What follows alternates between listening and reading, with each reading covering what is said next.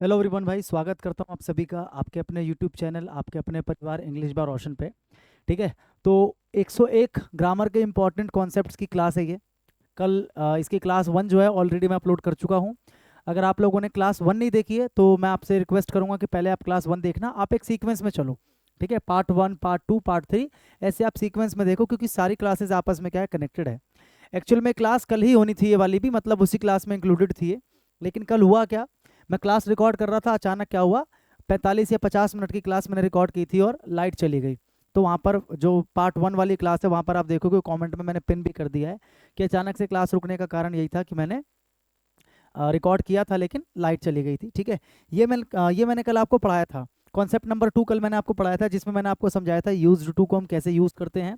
इसलिए मैं कह रहा हूँ कि आप पार्ट 1 जरूर देख लेना। अगर आप एक सीक्वेंस में चलोगे तो आपको बहुत बेनिफिट मिलेगा। ठीक है भाई। और ये भी मैंने आपको समझा दिया था, नीड और डेयर का क्या यूज़ होता है, मैंने आपको समझा दिया था। ठीक है। और उसके बाद ये एक एग्जाम्पल मैंने आपको यहाँ पर बताया था। ठीक है। नीड और डेयर मैं आपको थोड़ा सा एक बार फिर से एक्सप्लेन कर देता हूँ, यूज टू को एक बार फटाफट से बता देता हूँ, ज़्यादा मैं इलेबोरेट नहीं करूँगा क्योंकि मैं पहले बता चुका हूँ। यूज्ड टू को हम एक मॉडल की तरह भी यूज़ करते हैं, एक एडजेक्टिव की तरह भी यूज़ करते हैं। ठीक है। अच्छा, अभी हम क्या पढ़ रहे हैं, वर्ब की जितने भी इंपॉर्टेंट कॉन्सेप्ट्स हैं वो पढ़ रहे हैं हम। ठीक है, वर्ब के जितने भी इंपॉर्टेंट कॉन्सेप्ट्स हैं। तो अगर आप पार्ट 1 पार्ट 2 को देख लोगे तो आपका पूरा वर्ब रिवाइज हो जाएगा वहाँ से। तो यूज्ड टू को हम एक मॉडल की तरह भी यूज़ करते हैं और एक एडजेक्टिव की तरह भी यूज़ करते हैं। पार्ट 1 अगर आपने देखा आपको पता होगा। ठीक है। अगर मॉडल की तरह यूज़ करते हैं तो ये हेल्पिंग वर्ब कहलाता है अपने आप में। ठीक है। और इसके बाद में क्या लगाते हैं, मेन वर्ब की फर्स्ट फॉर्म, क्योंकि मॉडल के साथ हमेशा क्या लगाते हैं, वर्ब की फर्स्ट फॉर्म। अगर ये एडजेक्टिव का काम करता है तो इसके बाद हमेशा क्या लगाते हैं, वी1 और आईएनजी लगाते हैं। ठीक है। ये कल मैंने आपको समझा दिया था भाई। अगर मॉडल है तो हिंदी क्या बनती है, ताथा तीती तेथे, किसको दिखाता है, ये पास्ट के हैबिट को या पास्ट के किसी रूटीन को दिखाता है ये समझाया था। और अगर एडजेक्टिव है तो हिंदी क्या बन जाती है इसकी, आदि होना। क्या हिंदी बन जाती है, आदि होना। ठीक है, ये समझाया था, ये दो एग्जाम्पल देके समझाए थे मैंने। और आपको बताया था कि पता कैसे चलता है कि यूज टू जो है मॉडल है या एडजेक्टिव है। तो देखो यहाँ पर मैंने बताया था कि यूज टू से पहले एक हेल्पिंग वर्ब है। अगर यूज टू को, अगर आप इसको मॉडल मान लेते तो मॉडल मतलब हेल्पिंग वर्ब, तो दो हेल्पिंग वर्ब साथ में हो जाते, गलत हो जाता है। इसका मतलब ये क्या है, एडजेक्टिव है। ठीक है। और यहाँ पर यूज्ड टू के पहले कोई दूसरा हेल्पिंग वर्ब नहीं है, मतलब ये खुद ही हेल्पिंग वर्ब है। और हेल्पिंग वर्ब का मतलब क्या है, ये मॉडल है। क्या है ये, मॉडल है। तो इससे आपको पता लग जाता है कि कहाँ पर हेल्पिंग वर्ब है और कहाँ पर मॉडल, कहाँ पर हेल्पिंग वर्ब है और कहाँ पर एडजेक्टिव है। ठीक है, ये समझाया था। नीड और डेयर के बारे में समझाया था कि ये मॉडल का भी काम करते हैं, मेन वर्ब का भी काम करते हैं।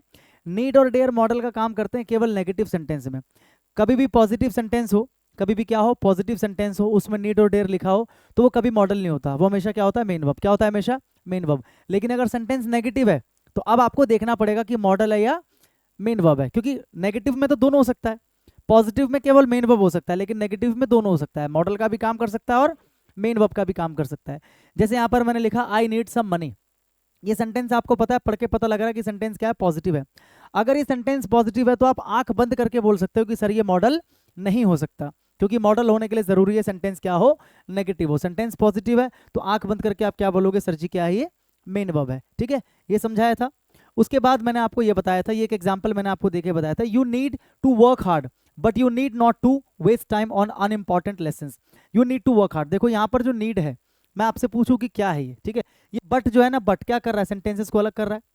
ये बट जो है कंजंक्शन है, यानी कि दो सेंटेंसेस को क्या कर रहा है, अलग कर रहा है। तो मतलब ये पहले वाला और ये बाद वाला क्लॉज। ठीक है, you need to work hard, कि तुम्हें कठिन परिश्रम करने की क्या है, आवश्यकता है। अब इस वाले में जो नीड है मेरे भाई, ये जो सेंटेंस यहाँ से आता देख रहे हो, क्लॉज जो ये जो क्लॉज आप देख रहे हो, ये क्लॉज क्या है, पॉजिटिव क्लॉज है।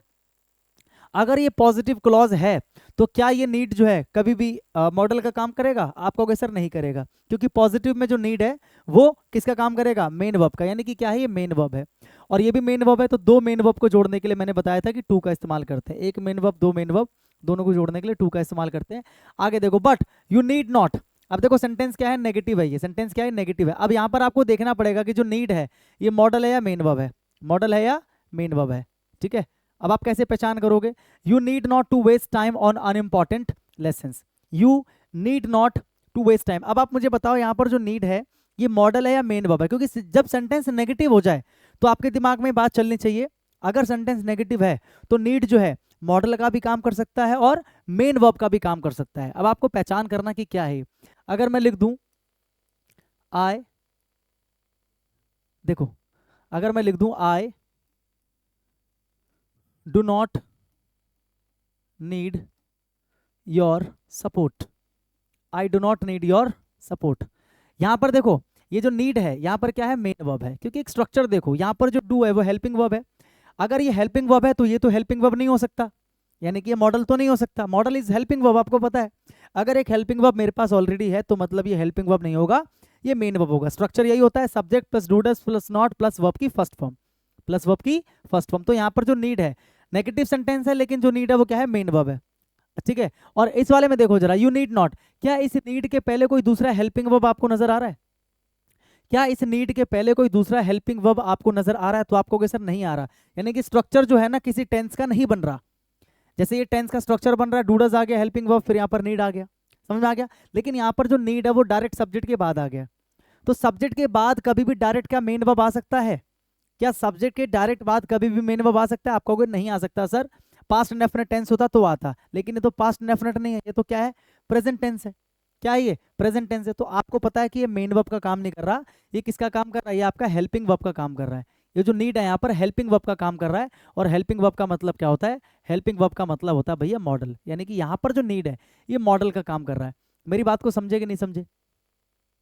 You need not to waste, यानी कि यहाँ पर जो नीड है ये हेल्पिंग वर्ब का काम कर रहा है, मॉडल का काम कर रहा है। और ये जो वेस्ट है आपका, ये जो वेस्ट है ये आपका मेन वर्ब का काम कर रहा है। किसका काम कर रहा है, मेन वर्ब का काम कर रहा है। मेरी बात को समझे भाई, जो यहाँ पर नीड है वो हेल्पिंग वर्ब है, पता लग गया क्यों? क्योंकि स्ट्रक्चर ऐसा नहीं है कि इससे पहले कोई हेल्पिंग वर्ब हो, इससे पहले कोई हेल्पिंग वर्ब नहीं है, मतलब ये खुद ही हेल्पिंग वर्ब है। यानी कि क्या है, ये मॉडल है। अगर ये मॉडल है तो मतलब ये मेन वर्ब है।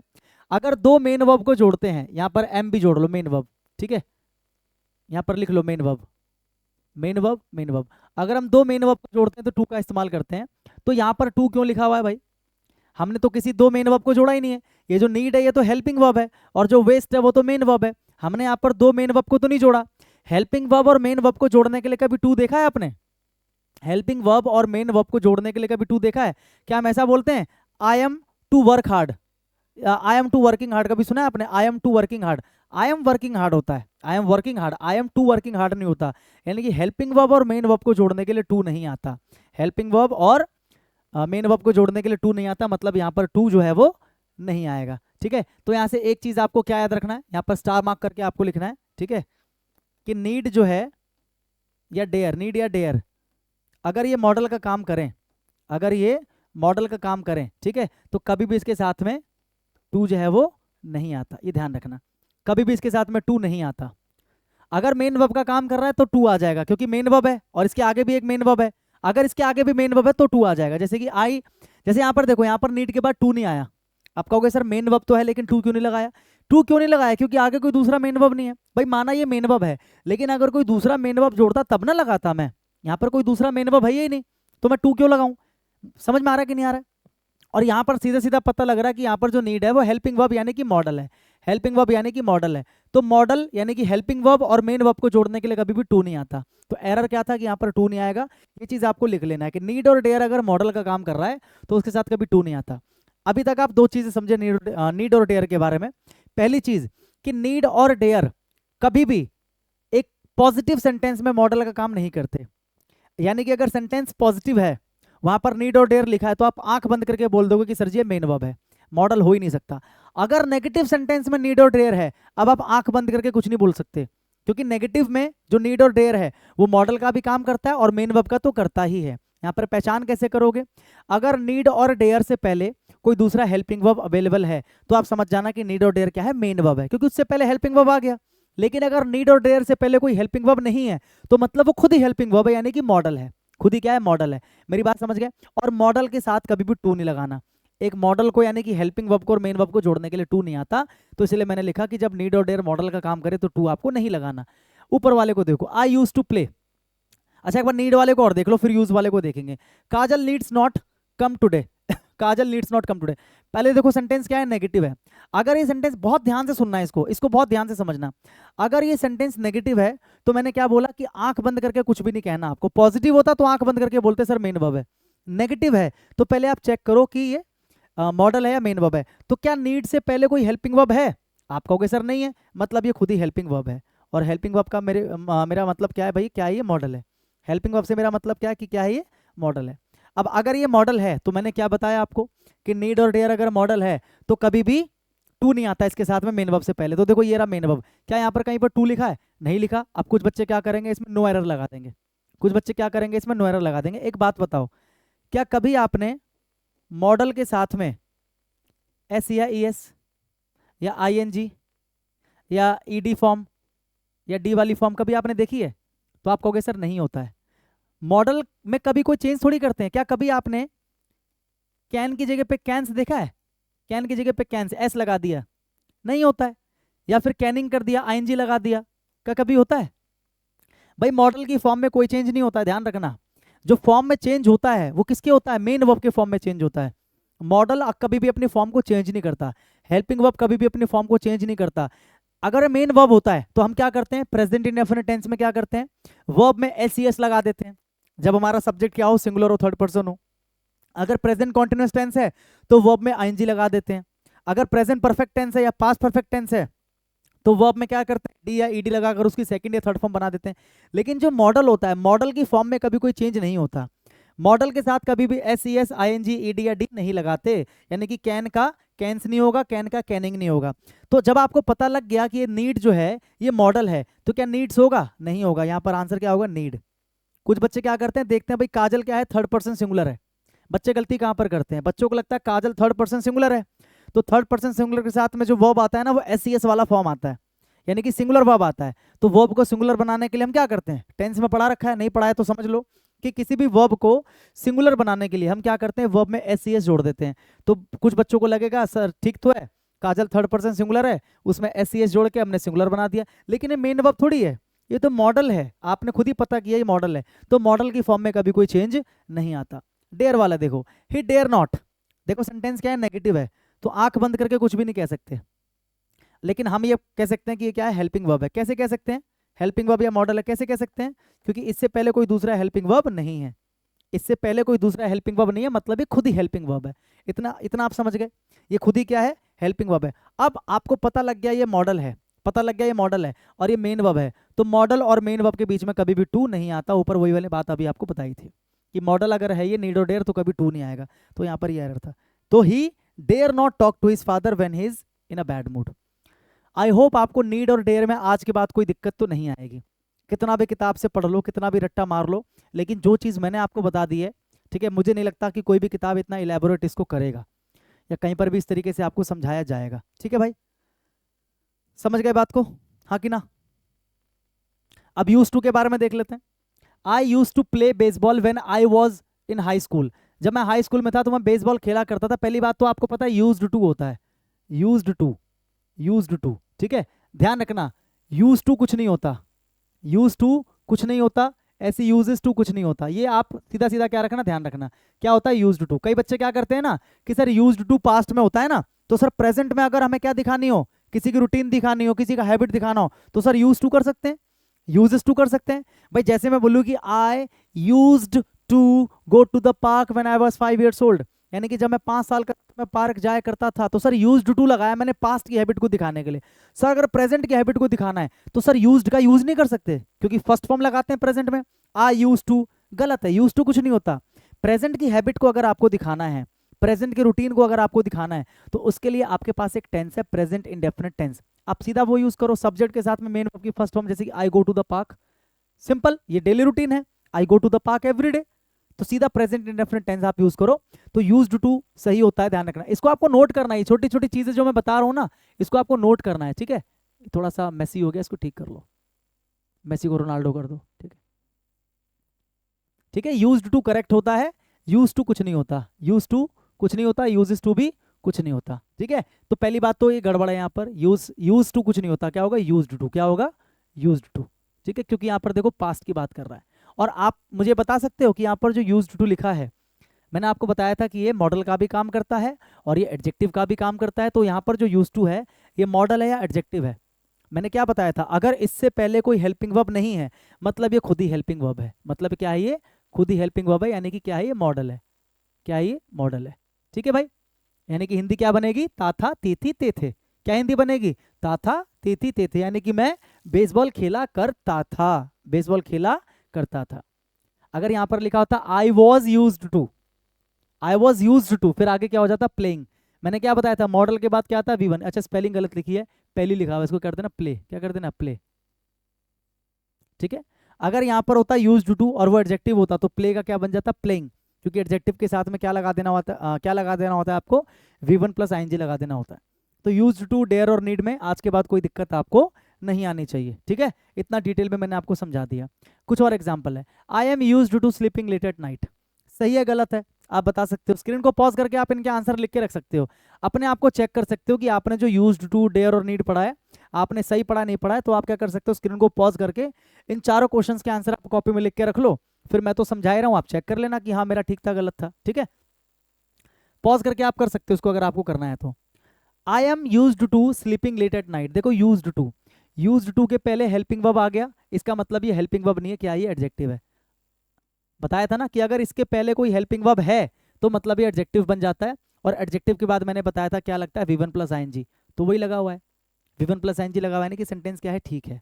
हिंदी क्या बन रही है, आदि होना, यानी कि I am used to sleeping late at night, कि मैं रात को देर से सोने का आदी हूं, देर से सोने का आदी हूं, करेक्ट है। The plants in the garden need water, the plants in the garden need water. अब एक बात बताओ मुझे जरा, ध्यान से सुनना और ध्यान से समझना, यहाँ पर जो नीड है ये मॉडल है या ये मेन वर्ब है। इसका आंसर ना माइक्रो सेकंड के अंदर आना चाहिए कि सर क्या ये मेन वर्ब है, क्या ये मेन वर्ब, क्योंकि सेंटेंस पॉजिटिव है, सेंटेंस क्या है, पॉजिटिव है, और पॉजिटिव सेंटेंस में नीड और डेयर कभी भी मॉडल नहीं हो सकता, सेंटेंस पॉजिटिव है, तो क्या ये मेन वर्ब है। तो मेन वर्ब तो अपनी फॉर्म को चेंज कर सकता है, तो आप चेक कर लो, सब्जेक्ट क्या है, प्लांट्स, सब्जेक्ट प्लूरल है तो वर्ब भी प्लूरल, यानी कि सेंटेंस क्या है, ठीक है, सेंटेंस क्या है, ठीक है, ये भी ठीक था, ये भी ठीक था, ओके भाई।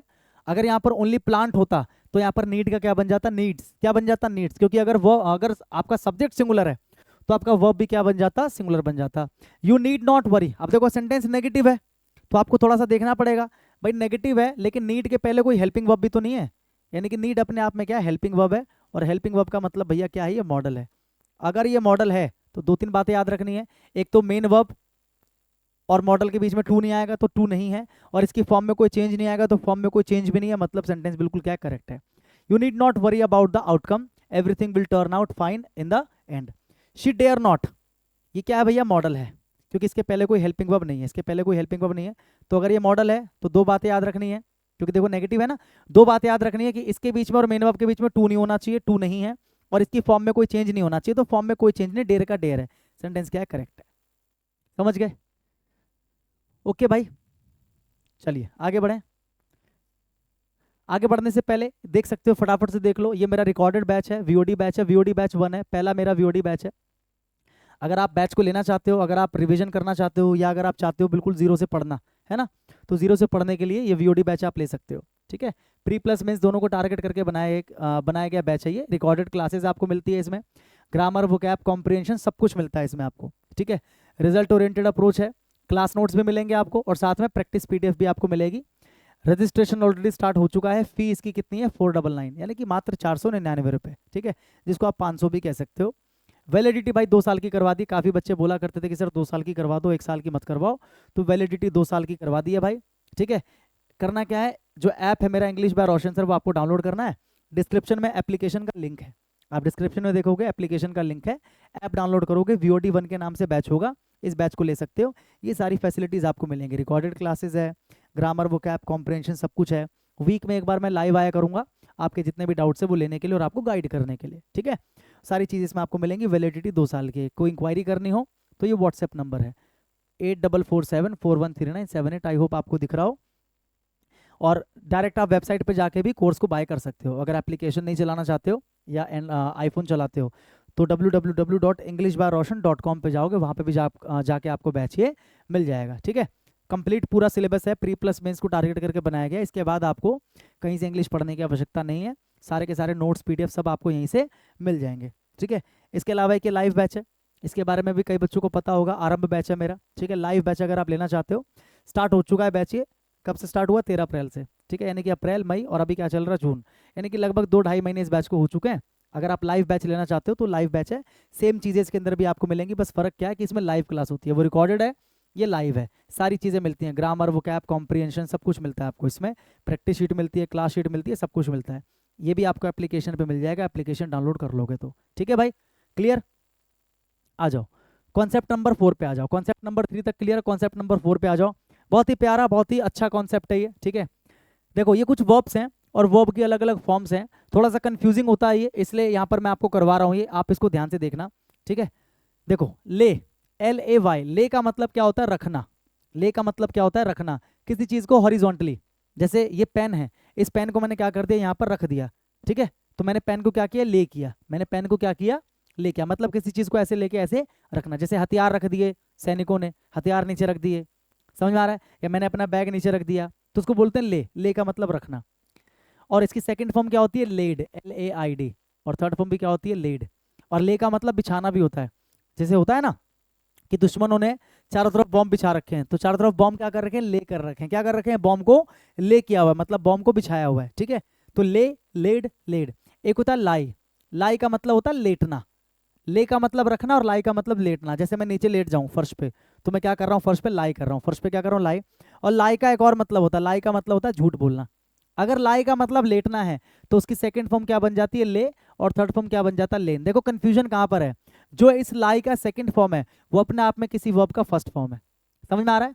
जो लाई यानी कि लेटने का सेकंड फॉर्म है वो अपने आप में किसी वर्ब का फर्स्ट फॉर्म भी होता है भाई, ये आपको ध्यान रखना है, ठीक है। और लाई का मतलब अगर झूठ बोलना है तो सेकंड फॉर्म क्या होता है? लाइड। और थर्ड फॉर्म क्या होता है? लाइड। लाई, लाइड, लाइड, ठीक है। ये आपको याद रखना है। देखो ले का मतलब क्या होता है? रखना, बिछाना, ठीक है। या फिर अंडे देने के लिए भी ले यूज करते हैं, जैसे मुर्गी अंडे देती है तो हैंस ले एग, हैंस ले एग, ठीक है। तो अंडे देने के लिए भी यूज करते हैं ले। समझ में आ रहा है? किसी चीज को रख दिया हॉरिजॉन्टली या बिछा दिया चारों तरफ, ठीक है। या फिर अंडे देने के लिए हम क्या यूज करते हैं? ले। क्या यूज करते हैं? Lay. Second form laid, third form laid. Lie का मतलब लेटना, लाई, ले, लेन। लाई का मतलब झूठ बोलना भी होता है, लाई, लाइड, लाइड। फॉल का मतलब होता है गिरना। सेकंड फॉर्म क्या होती है? Fail. Third form fallen. Fall, fail, fallen. और जो इसकी सेकंड फॉर्म है वो एक्चुअल में अपने आप में फर्स्ट फॉर्म का भी काम करता है। फेल का मतलब होता है गिराना, फॉल का मतलब गिरना, फेल का मतलब गिराना, ठीक है। और अगर फेल है तो इसकी सेकंड फॉर्म क्या बनती है? फेल्ड। और थर्ड फॉर्म क्या बनती है? फेल्ड, ठीक है भाई। ऐसी बेर का मतलब होता है सहना, या फिर कह सकते हो बर्दाश्त करना। सहना या फिर बर्दाश्त करना, ठीक है। या फिर कह सकते हो वहन करना।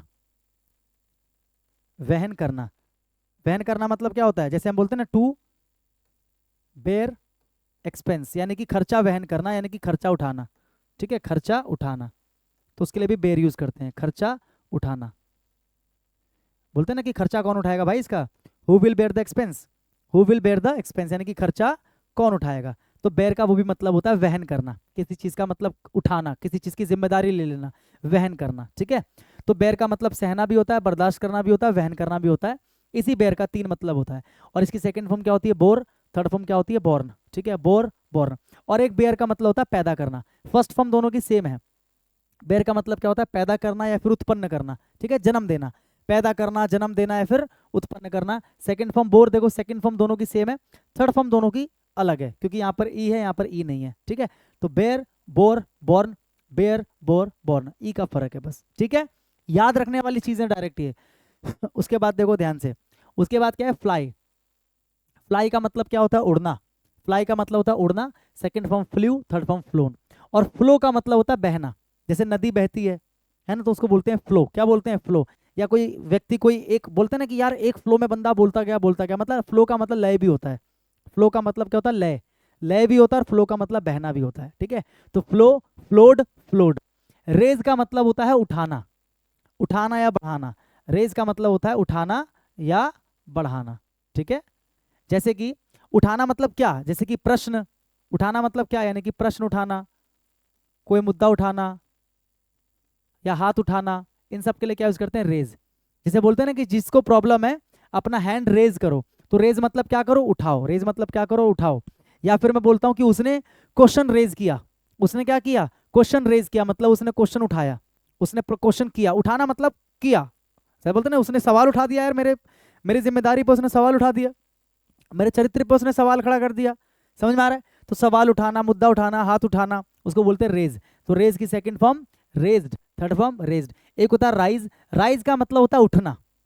देखो जब मैं उठाना बोल रहा हूं तो यहाँ पर क्या है? किसी और चीज की बात कर रहा हूं, जैसे कि हाथ उठाना। अगर मैं खुद उठ रहा हूं, मैं अपने किसी बॉडी पार्ट को ना उठाकर मैं खुद उठ रहा हूं, देखो उठना और उठाना में फर्क है ना। तो उठने को क्या बोलते हैं? राइज। उठने को क्या बोलते हैं? राइज, ठीक है। उठना भी होता है, उगना भी होता है। जैसे कि सूरज उगता है तो the sun rises, sun raise नहीं होता, सन राइज होता है। समझ गए? सन जो है वो रेज नहीं करता, सन क्या करता है, राइज करता है, यानी कि सूरज क्या करता है, उगता है। तो राइज की सेकंड फॉर्म क्या होती है, रोज, और थर्ड फॉर्म क्या होती है, Ryzen. Rise, rose, Ryzen, rise, rose, Ryzen, याद रख लोगे भाई, हाँ कि ना?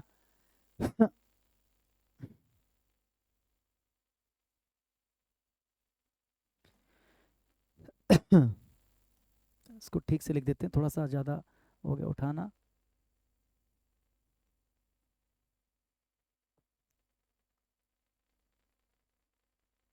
प्रश्न,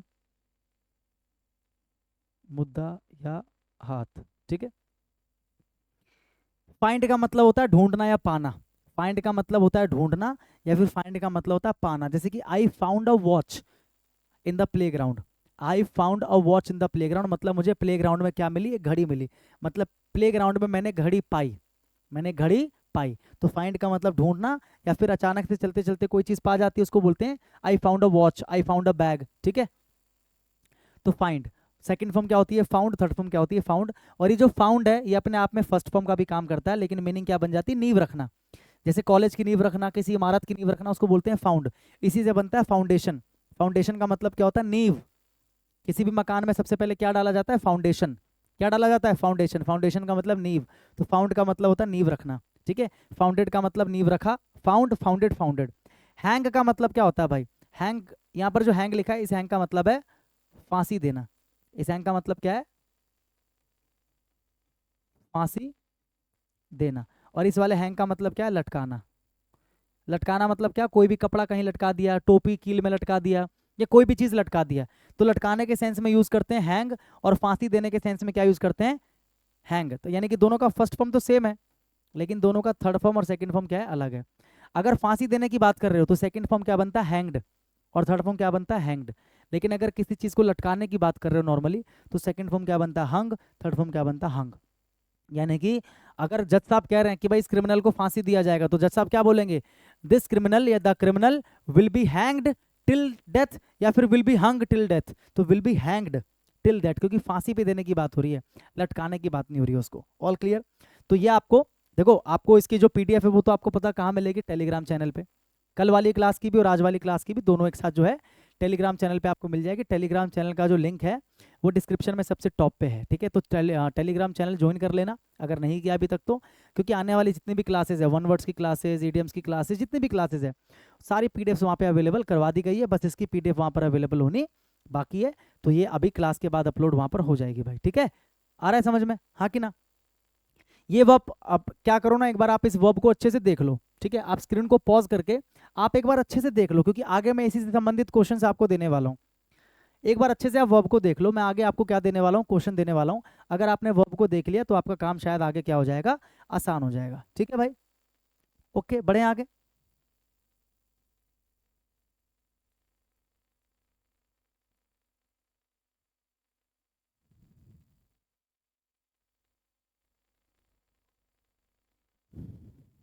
चलिए। आ जाओ, देखो भाई कुछ क्वेश्चंस हैं। ही रोज हिज हैंड, उसने अपना हाथ रोज किया। रोज क्या है देखो, रोज क्या है, अगर आप ढंग से देखोगे रोज क्या है, देखो ये रहा। ये जो रोज है ये क्या है, वर्ब की सेकंड फॉर्म है, किसकी, राइज की। राइज की सेकंड फॉर्म है रोज। और राइज का मतलब क्या है, उठना या उगना, उठना या उगना। उसका हाथ जो है, उसने अपने हाथ को उठ, मतलब देखो एक होता है उठाना, एक होता है उठना। तो कॉमन सेंस पकड़ो कि एक व्यक्ति ये रहा और यहाँ पर उसके हाथ की बात हो रही, तो अपने हाथ को उठाएगा ना वो। उठाने के लिए क्या यूज करते हैं, उठाने के लिए यूज करते हैं रेज। उठाने के लिए यूज करते हैं रेज, ये सेकंड फॉर्म है, सेकंड फॉर्म है। लेकिन किसका सेकंड फॉर्म है ये, राइज का। राइज का मतलब क्या होता है, उठना या उगना। तो अपने हाथ को वो उठाएगा। तो अभी मैंने क्या बताया था, उठाने के लिए क्या यूज करते हैं, उठाने के लिए यूज करते हैं रेज। तो हमें रेज का सेकंड फॉर्म चाहिए। तो रेज का सेकंड फॉर्म क्या होता है, रेज्ड। तो यहाँ पर क्या आ जाएगा, ही रेज्ड। यहाँ पर क्या आ जाएगा, ही रेज्ड। ही रेज्ड हिज हैंड, उसने अपना हाथ उठाया, उसने अपना हाथ उठाया, ठीक है भाई, समझ गए। ही रेज्ड हिज हैंड, उसने अपना हाथ उठाया। यानी कि वर्ब की सेकंड फॉर्म ठीक है, पास्ट में सेंस दे रहा है, लेकिन गलत वर्ब लिखा हुआ है। उसने अपना हाथ उठाया, तो ही रेज्ड हिज हैंड, उसने अपना हाथ उठाया। The sun raises in the east. देखो रेज, रेज में एस ई एस जोड़ रखा है, रेज में एस ई एस जोड़ रखा है, प्रेजेंट टेंस है, रेज में एस ई एस जोड़ रखा है, तो वर्ब का फॉर्म तो बिल्कुल ठीक है, क्योंकि आपका सब्जेक्ट सिंगुलर है तो आपका वर्ब भी सिंगुलर होना चाहिए, तो आपका वर्ब भी सिंगुलर है, क्योंकि जब हम वर्ब में एस ई एस लगा देते हैं तो वर्ब क्या बन जाता है, सिंगुलर। तो कई बच्चों को लगेगा सर ठीक है, लेकिन रेज का मतलब क्या होता है, अभी बताया मैंने, रेज का मतलब होता है उठाना, प्रश्न, मुद्दा, ये सारी चीजें उठाना या बढ़ाना। सूरज जो है वो किसी चीज को उठाता नहीं है, सूरज उगता है, सूरज निकलता है। तो मैंने क्या बताया, उगने के लिए, निकलने के लिए, उठने के लिए क्या यूज करते हैं, राइज। तो यहाँ पर रेजेस नहीं आएगा, यहाँ पर रेजेस नहीं आएगा, यहाँ पर क्या आएगा, राइजेस। यहाँ पर क्या आएगा, rises. The sun rises, the sun rises in the east every morning. सूरज जो है ईस्ट में रोज सुबह उगता है, रोज सुबह उगता है। मेरी बात को समझे कि नहीं समझे, क्योंकि सूरज उगता है, सूरज उठाता नहीं है, सूरज उगता है। Yesterday he fail the tree in the backyard, कल ही फेल, ये फेल क्या है, अच्छा अब थोड़ा सा ना कंफ्यूजन आपके दिमाग में आएगा, लेकिन मैं देखना ऐसे दूर कर दूंगा कंफ्यूजन। फेल जो है देखो, फेल यहां पर भी दिख रहा है मुझे, और फेल मुझे यहां पर भी दिख रहा है। अब आपको ये पता करना, देखो अगर ये वाला फेल आप मानते हो मतलब वर्ब की सेकंड फॉर्म मान रहे हो, अगर आप ये फेल मानते हो मतलब वर्ब की फर्स्ट फॉर्म मान रहे हो। चलो आपका कंफ्यूजन कैसे दूर होगा, थोड़ी देर के लिए आप इसको वर्ब की फर्स्ट फॉर्म मान लो।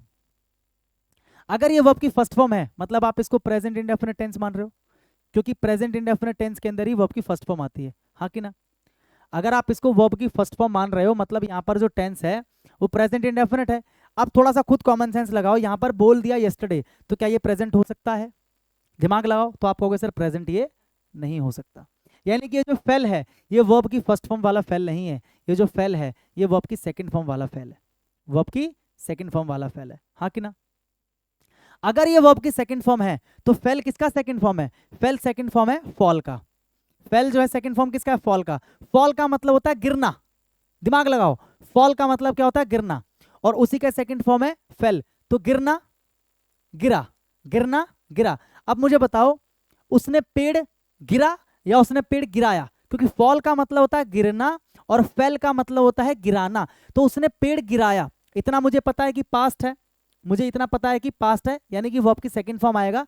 तो आप कहोगे सर ये वर्ब की सेकंड फॉर्म ही तो है, लेकिन ये गलत वर्ब लिखा हुआ है, ये फेल का मतलब है गिरा, यहां पर लिखा है उसने पेड़ गिराया, ही फेल द ट्री, उसने पेड़ गिराया, वो खुद नहीं गिराया, उसने पेड़ गिराया है। तो गिराने के लिए क्या यूज होता है, गिराने के लिए यूज होता है फेल, गिराना, फेल। इसका सेकंड फॉर्म चाहिए हमें फेल्ड, इसका सेकंड फॉर्म हमें चाहिए फेल्ड। तो यहाँ पर सेकंड फॉर्म तो है लेकिन फेल नहीं आएगा, यहाँ पर क्या आना चाहिए, फेल्ड, यहाँ पर क्या आना चाहिए, फेल्ड, ही फेल्ड, ठीक है। Yesterday he failed the tree in the backyard, आया समझ में कि नहीं आया। बहुत डिटेल में मैंने आपको समझा दिया कि ये प्रेजेंट नहीं है, पास्ट है। पास्ट में आपने देखा कि ये भी अपने आप में वर्ब की सेकंड फॉर्म है फेल, लेकिन फेल यहाँ पर नहीं आएगा क्योंकि फेल जो है ना वो फॉल का सेकंड फॉर्म है, और फॉल का मतलब गिरना होता है, जबकि मुझे यहाँ पर गिरने से मतलब नहीं है, गिराने से मतलब है। तो गिराने के लिए फेल होता है, लेकिन फेल तो फर्स्ट फॉर्म होता है, मुझे चाहिए सेकंड फॉर्म क्योंकि पास्ट है। तो फेल का सेकंड फॉर्म क्या आ जाएगा, फेल्ड, क्या आ जाएगा यहाँ पर, फेल्ड। तो yesterday he failed the tree in the backyard, ठीक है। इस तरीके के क्वेश्चंस एग्जाम में आ सकते हैं, और आए हुए भी क्वेश्चंस हैं।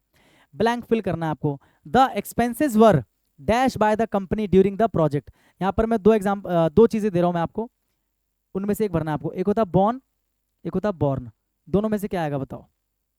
एक्सपेंसेस बेयर करने का मतलब अभी मैंने आपको बताया था क्या होता है, एक्सपेंसेस बेयर करने का मतलब खर्चे उठाना। तो कौन सा बेयर होता है, ये वाला बेयर होता है, वहन करना, बताया था, ये वाला बेयर। तो आपको पता है अगर वर्ब की थर्ड फॉर्म लगाओगे वहन करने के लिए तो इसी का थर्ड फॉर्म लगाओगे बॉर्न, हाँ कि ना, इसी का थर्ड फॉर्म लगाओगे बॉर्न, ठीक है। तो यहाँ पर क्या आ जाएगा, द एक्सपेंसेस वर, क्योंकि वॉज वर के बाद वर्ब की थर्ड फॉर्म कल बताया था मैंने। V1 ING नहीं आएगा क्योंकि एक्टिव नहीं है, पैसिव है, क्योंकि ये जो है ना ऑब्जेक्ट है, ये जो क्या है ऑब्जेक्ट है, क्योंकि खर्चे उठाए गए तो उठाने वाला कोई सब्जेक्ट होगा, यानी कि ये ऑब्जेक्ट है। तो वॉज वर के बाद में वर्ब की थर्ड फॉर्म, क्योंकि पैसिव है, पैसिव में वॉज वर के बाद वर्ब की थर्ड फॉर्म, वैसे भी देखो बाय आ रहा है, बाय के बाद ये आपका सब्जेक्ट है, पैसिव है, वॉज वर के बाद वर्ब की थर्ड फॉर्म, ये भी वर्ब की थर्ड फॉर्म है, ये भी वर्ब की थर्ड फॉर्म है, लेकिन खर्चे उठाने के लिए ये वाली वर्ब की थर्ड फॉर्म, वर बॉर्न, ठीक है। The expenses were born by the company. All clear, समझ में आया किस तरीके के क्वेश्चंस एग्जाम में आ सकते हैं, क्या आपसे पूछा जा सकता है। आगे बढ़िए। The company was dash by the Smith. यहां पर मैं आपको दो ऑप्शन दे रहा हूं, दोनों में से एक बताना है, एक है आपका फाउंड, एक है आपका फाउंडेड, क्या आना चाहिए। देखो दोनों थर्ड फॉर्म है, मैं आपको दे रहा हूं, ये दोनों थर्ड फॉर्म है, ये भी थर्ड फॉर्म है और ये भी थर्ड फॉर्म है, हालांकि ये दोनों अपने आप में सेकंड फॉर्म भी है। देखो ना, फाउंड और फाउंडेड। देखो फाइंड का सेकंड फॉर्म फाउंड है, थर्ड फॉर्म भी फाउंड है, और फाउंड का सेकंड फॉर्म फाउंडेड है, थर्ड फॉर्म फाउंडेड है। मतलब फाउंड जो है सेकंड फॉर्म भी है, थर्ड फॉर्म भी है, फाउंडेड सेकंड फॉर्म भी है, थर्ड फॉर्म भी है। लेकिन मैं आपको बोल रहा हूँ कि दोनों के दोनों जो है ना, ये थर्ड फॉर्म है। आप मान लो कि ये भी थर्ड फॉर्म है, ये भी थर्ड फॉर्म है। क्यों ऐसा क्यों है, थर्ड फॉर्म क्यों बोल रहा हूँ? क्योंकि आपको पता है वॉज ओवर के बाद वर्ब की थर्ड फॉर्म आएगा, क्योंकि यहाँ पर बाय है यानी कि सेंटेंस पैसिव है। कल बताया था सेंटेंस अगर पैसिव होता है तो इज एम आर और वॉज वर्ब के बाद में क्या आता है, वर्ब की थर्ड फॉर्म। क्या आता है, वर्ब की थर्ड फॉर्म। ठीक है, यानी कि दोनों वर्ब की थर्ड फॉर्म है, सेकंड फॉर्म नहीं है, थर्ड फॉर्म है। अब आपको पता करना है कि फाउंड आएगा फाउंडेड आएगा। अगर आप फाउंड लगाते हो तो ये किसका वर्ब की थर्ड फॉर्म है, ये फाइंड का वर्ब की थर्ड फॉर्म है, और ये फाउंड का वर्ब की थर्ड फॉर्म है। फाउंड जो फर्स्ट फॉर्म होता है, फाउंड अपने आप में फर्स्ट फॉर्म भी है ना। फाउंड का मतलब क्या होता है, नींव रखना। फाउंड का मतलब क्या होता है, नींव रखना। और फाइंड का मतलब क्या होता है, पाना या ढूंढना। तो आपको पता है कंपनी की बात हो रही है और बाय जॉन स्मिथ और 2005 की बात हो रही है, तो कंपनी को पाया गया था या कंपनी की नींव रखी गई थी? तो आप कहोगे सर कंपनी की नींव रखी गई थी। बात यहाँ पर नींव रखने की हो रही है। तो नींव रखने के लिए जो फर्स्ट फॉर्म होता है वो क्या होता है, फाउंड। वो क्या होता है, फाउंड। और इसका जो थर्ड फॉर्म होता है वो क्या होता है, फाउंडेड। तो यहाँ पर क्या आ जाएगा, the company was founded. The company was founded. ठीक है, the company was founded by the sorry by John Smith in 2005। कोई डाउट नहीं है भाई, समझ में आ रहा है, हाँ कि ना? आगे देखो, he lied on the grass for hours. देखो लाइड जो है ये क्या है, लाई। मैंने बताया था लाई का मतलब होता है झूठ बोलना। लाई का मतलब क्या होता है, झूठ बोलना। ठीक है, देखो लाई का मतलब क्या होता है, झूठ बोलना। इसकी सेकंड फॉर्म लाइड, थर्ड फॉर्म भी लाइड। यानी कि यहाँ पर अगर लाइड लिखा है तो मतलब यहाँ पर झूठ बोलने की बात हो रही है। मतलब उसने घास पे झूठ बोला। क्या मीनिंग है इसका, उसने घास पे झूठ बोला। देखो क्या लिखा है, ही लाइड ऑन द ग्रास। उसने घास पे झूठ बोला घंटों तक, एंजॉय करता रहा ठंडी हवा को। वो घास पर झूठ बोलता रहा, वो घास पर लेटा रहा। पढ़ के पता लग रहा है कि सर लेटने की बात हो रही है सर। तो लेटने के लिए क्या लगाते हैं सर, देखो लेटने के लिए क्या लगाते हैं, लेटने के लिए भी लाई लगाते हैं। देखो झूठ बोलने का भी लाई और लेटने का भी लाई। लेकिन मुझे क्या चाहिए, मुझे वर्ब की कौन सी फॉर्म चाहिए? अगर आप ढंग से देखोगे तो मुझे वर्ब की सेकंड फॉर्म चाहिए, क्योंकि ये पास्ट इंडेफिनिट टेंस है। सब्जेक्ट के डायरेक्ट बाद अगर वर्ब है तो वो तभी पॉसिबल है जब वर्ब की सेकंड फॉर्म हो। ध्यान रखना, सब्जेक्ट के डायरेक्ट बाद अगर वर्ब है तो तभी पॉसिबल है जब वो वर्ब की सेकंड फॉर्म है। या ये भी याद रखना, बहुत अच्छा नियम है ये। अगर सब्जेक्ट के डायरेक्ट बाद में मेन वर्ब है तो ये तभी पॉसिबल है जब वो वर्ब की सेकंड फॉर्म हो, क्योंकि पास्ट इंडेफिनिट में आता है बिना किसी हेल्पिंग वर्ब के। ठीक है, और एक प्रेजेंट इंडेफिनिट में, अफर्मेटिव में। ठीक है, वो टेंस में आपको मैं पढ़ा दूंगा जब अभी टेंस की प्रैक्टिस कराऊंगा तो। ठीक है, अब ये जो लाइड है ना, ये वर्ब की सेकंड फॉर्म तो है, लेकिन लाई का, इस वाले लाई का, झूठ बोलने का, एक लाई का मतलब क्या होता है, लेटना भी होता है। एक लाई का मतलब लेटना भी होता है। तो मुझे इस वाले का सेकंड फॉर्म चाहिए ना भाई, क्योंकि घास पर लेटा रहा। तो इसका जो सेकंड फॉर्म होता है, इसका सेकंड फॉर्म क्या होता है, लाई ले लेट। देखो लाई ले लेन, हीरा, लाई ले लेन, सॉरी, लाई ले लेन। मतलब मुझे लेटने का सेकंड फॉर्म चाहिए, यानी कि क्या चाहिए मुझे, ले। क्या चाहिए मुझे, ले। तो ही ले आ जाएगा, ही लाइड नहीं आएगा, क्या आएगा, ही ले। ही ले ऑन द ग्रास, ही ले ऑन द ग्रास। ठीक है, यहाँ पर लाइड नहीं आएगा, यहाँ पर क्या आएगा, ले। ही ले ऑन द ग्रास। वो घास पर लेटा रहा घंटों तक, ठंडी हवा को एंजॉय करता रहा। ही ले हिज लगेज असाइड।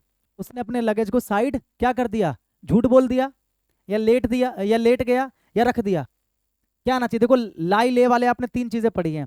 उसने अपने लगेज को क्या कर दिया, यहाँ पर जो लिखा है ले, ले क्या है, ले तो देखो इस वाले लाई का सेकंड फॉर्म है, इस वाले लाई का सेकंड फॉर्म है ले, और थर्ड फॉर्म क्या है, लेन। इस वाले लाई का सेकंड फॉर्म क्या है, लाइड, और थर्ड फॉर्म क्या है, लाइड, है ना। और जो तीसरा बच्चा, तीसरा क्या है, ले। तीसरा क्या है, ले। ले का मतलब क्या होता है, रखना। बताया था मैंने, हॉरिजॉन्टली किसी चीज को रखना, बिछाना। इसका सेकंड फॉर्म क्या होता है, ले।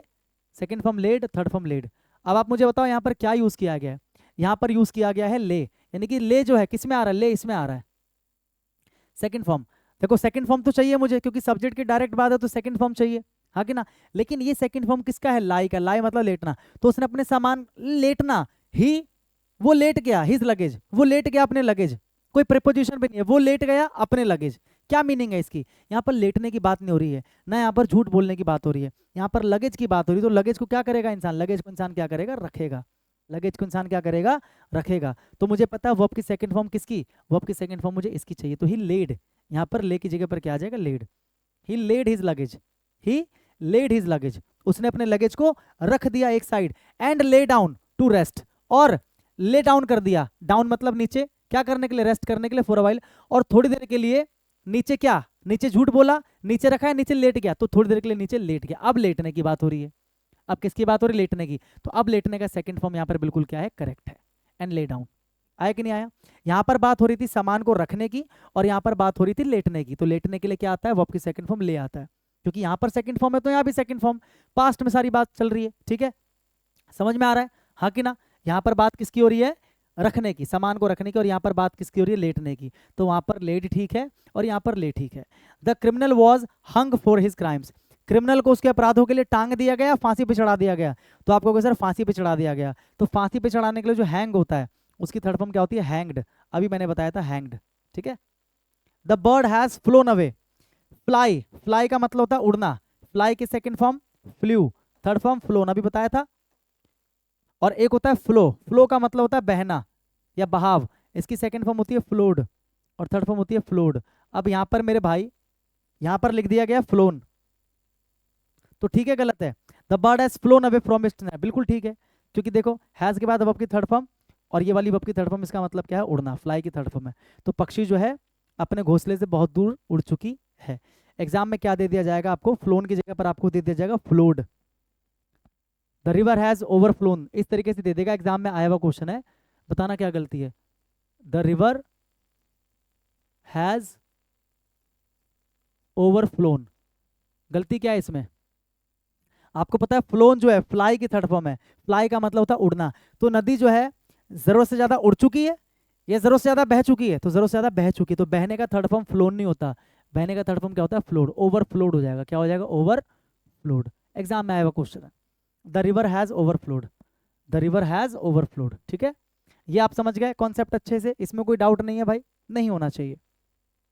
कुछ और क्वेश्चन है प्रैक्टिस के लिए। The more you practice the more you learn, जितना आप प्रैक्टिस करते हो उतना ही आप क्या करते हो, सीखते हो, जितना प्रैक्टिस करते हो उतना सीखते हो, ठीक है। As soon as it saw us, जैसे ही इसने हमें देखा, the bird dash away, bird जो है डैश अवे, यहाँ पर ऑप्शन देता हूँ, फ्लू अवे या फ्लोड अवे, क्या आना चाहिए, तो फ्लो का मतलब तो बहना होता है, तो हमें फ्लोड नहीं चाहिए, हमें क्या चाहिए, फ्लू, क्या चाहिए हमें, फ्लू अवे, तो क्या हो जाएगा, द बर्ड फ्लू अवे, पक्षी जो है वो उड़ गया, ठीक है। Many short reverse dash into the Pacific ocean, यहाँ पर बताओ फ्लाई आएगा या फ्लो आएगा, कई सारी नदियां जो है बड़े महासागरों में उड़ती है या बड़े महासागरों में बहती है, मिलती है, तो यहाँ पर नदियों की बात हो रही, तो उड़ने की नहीं, यहाँ पर बहने की बात हो रही होगी, तो यहाँ पर क्या आ जाएगा, फ्लो, क्योंकि देखो मुझे वर्ब की फर्स्ट फॉर्म चाहिए यहाँ पर, मैनी शॉर्ट रिवर्स फ्लो, क्योंकि सब्जेक्ट के बाद में डायरेक्ट वर्ब है, प्रेजेंट टेंस की बात हो रही है, तो इसलिए यहाँ पर क्या लगा दिया मैंने, flow, many short reverse flow, कई सारी जो छोटी नदियां वो फ्लो करती है, यानी कि बहती है into the Pacific ocean.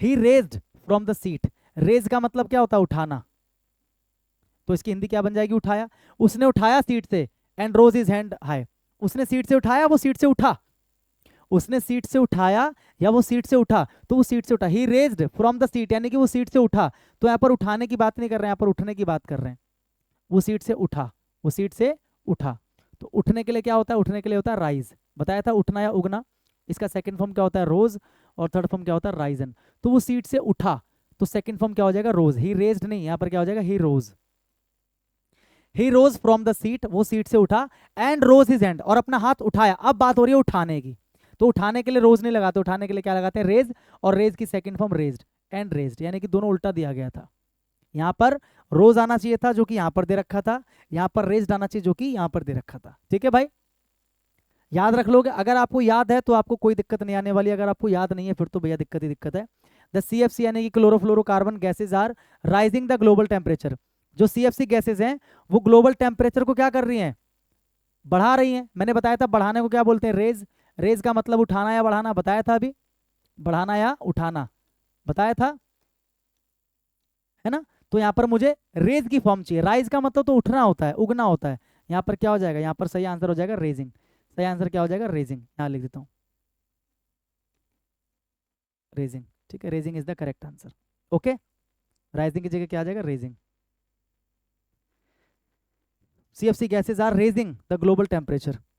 When he woke up, जब वो उठा, the sun had raised, सूरज उग चुका था, तो उगने के लिए रेज नहीं होता, उगने के लिए क्या होता है, राइज होता है, तो रेज्ड की जगह पर क्या आएगा, थर्ड फॉर्म चाहिए हेड के बाद, तो rise, rose, risen, the sun had risen, the sun had risen, ठीक है, सूरज उग चुका था, निकल चुका था, द सन हैड राइजन। इससे ज़्यादा प्रैक्टिस भाई अपनी बुक से करना, क्योंकि मैंने आपको बहुत क्वेश्चंस करा दिए।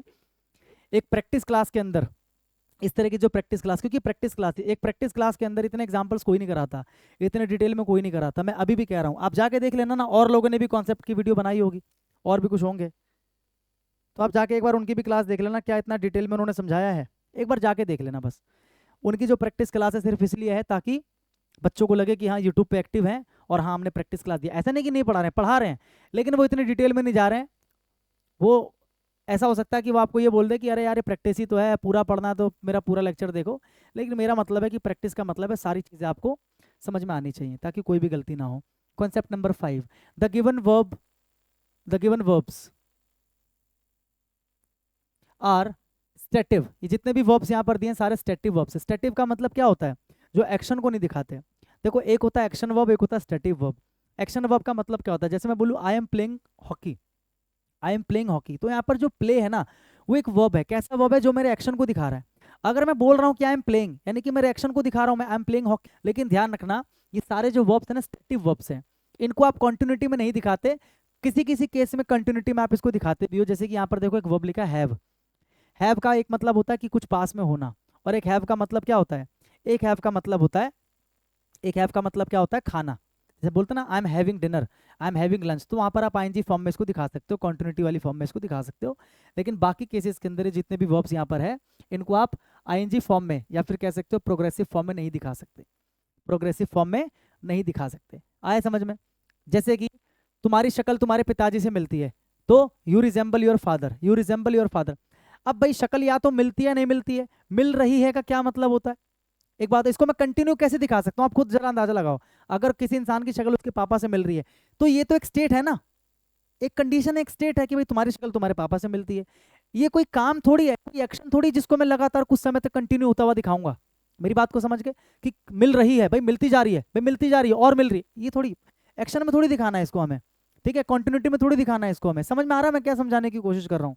ऐसे अगर मैं बोलूँ आई हैव अ कार, भाई मेरे पास एक गाड़ी है, तो ये मैं किसी एक्शन को तो नहीं दिखाया मैंने, ये केवल एक स्टेट को दिखाया, एक दशा को दिखाया। तो आई हैव अ कार, मेरे पास एक गाड़ी है, बस बोलकर खत्म कर दिया, एक स्टेटमेंट है, ये कोई एक्शन नहीं है, कंटिन्यू चलने वाला कोई काम नहीं है कि आई एम है मेरे पास एक गाड़ी हो रही है, हो रही है, कंटिन्यूटी में चलने वाला कोई काम नहीं है। I am having a car नहीं होता, आई हैव अ कार क्या होता है? I have a car. समझ में आ रहा है? अब जैसे मान के चलो नो है, क्या है? नो। तो नो जो है, क्या कंटिन्यू चलने वाला कोई काम हो सकता है? आप मुझे बताओ। आई नो यू, मैं तुम्हें जानता हूं, एक स्टेट है, एक स्टेटमेंट है। क्या मैं ये बोल सकता हूँ आई एम नोइंग यू, मैं तुम्हें जान रहा हूँ? नो जो है ना, जानना, ये कंटिन्यू चलने वाला कोई काम नहीं है भाई, या तो आप जानते हो या तो आप नहीं जानते हो। I know you, I don't know you, तो आईएनजी फॉर्म में इसका यूज आपको नहीं करना, जानना हो या मानना हो, ठीक है। अच्छा थिंक या बिलीव है, नो अलग है, नो का मतलब क्या होता है? जानना, यहाँ पर लिख लो, ऐसे इसको कर लो नहीं तो आप कंफ्यूज हो जाओगे। ऐसे थिंक का मतलब भी कई बार क्या होता है? मानना, तब आईएनजी फॉर्म में यूज नहीं करना। जैसे आई थिंक, मानना है लगना, मानना है लगना। I think you are right, मुझे लगता है कि तुम सही हो। I think you are right, I think you are right मतलब मुझे लगता है कि तुम सही, तो मुझे लगता है, यहाँ पर कोई ऐसा काम नहीं है जिसको मैं लगातार कर रहा हूँ। भाई मुझे लगता है, या तो लगता है नहीं लगता है, मुझे लगता है, ठीक है। अब जैसे मान लो थिंक का मतलब अगर सोचना हो, है ना, कोई व्यक्ति ऐसे बैठा हुआ है, मैं बोलूँ भाई क्या कर रहा है, तो बोले यार मैं जो है ना उसके बारे में सोच रहा हूँ, यानी कि वो लगातार बैठा हुआ और लगातार उस काम को वो कर रहा है। अब यहाँ पर काम की कंटिन्यूटी है, तो वहां पर वो क्या बोलेगा? I am thinking about her, I am thinking about her, या I am thinking about him. समझ में आ रहा है? तो वहां पर आप आईएनजी की फॉर्म में यूज कर सकते हो। लेकिन अगर थिंक का मतलब क्या है? मानना, या थिंक का मतलब क्या लगना? I think you are right, she thinks I am right, तो जब मानना है लगना वाली बात हो तो वहां पर आईएनजी फॉर्म में यूज नहीं करना होता है, ठीक है। You seem very happy today, तुम आज बहुत खुश दिख रहे हो, तो एक स्टेटमेंट है, कंटिन्यू चलने वाला कोई काम नहीं है। समझ में आ रहा है कि नहीं आ रहा है? ऐसे देखो, see, taste, feel, smell, hear, sound, own, have, belong, possess, इन सब का मतलब क्या होता है? कुछ होना, कुछ पास में होना, है ना। ये सारे के सारे क्या हैं? ये सारे के सारे सेंसेशन वाले वर्ब है। सेंसेशन वाले वर्ब क्या होते हैं? ऐसे वर्ब जो हमारे 5 इंद्रियों से जुड़े हों। हमारी 5 सेंसेस होती हैं। हमारी सेंसेस क्या क्या होता है? एक हमारा सेंस होता है सबसे पहले, क्या होता है? स्किन, स्किन के बाद नोज, नोज के बाद ईयर, ईयर के बाद क्या होता है भाई? टंग, और क्या होता है? आइज, ठीक है। ये हमारे 5 सेंसेस हैं।